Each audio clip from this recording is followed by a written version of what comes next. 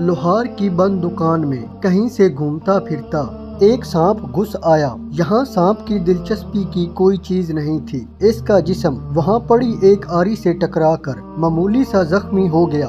घबराहट में सांप ने पलटकर आरी पर पूरी कुव्वत से डंग मारा। सांप के मुंह से खून बहना शुरू हो गया।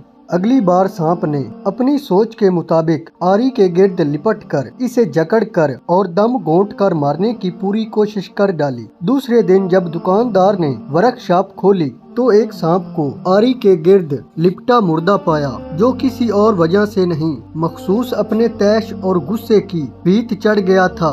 बाज़ औक़ात गुस्से में हम दूसरों को नुकसान पहुंचाने की कोशिश करते हैं, मगर वक्त गुजरने के बाद हमें पता चलता है कि हमने अपने आप का ज्यादा नुकसान किया है। इससे बचने के 3 रास्ते हैं। मनफी लोगों की सोबत से बचना, बदगुमानी और बदकलामी से इज्तनाब। आपकी सोच का भी दूसरों पर असर होता है। आपकी जबान से निकली हुई बात फिर आपकी नहीं रहती, वो पराई है। चीजों पर रिएक्ट करने की बजाय रिस्पॉन्स देना। अगर हम कोई भी गलत काम करने से पहले इसका अंजाम सोच लें तो शायद ऐसा करने की हिम्मत ही ना पड़े।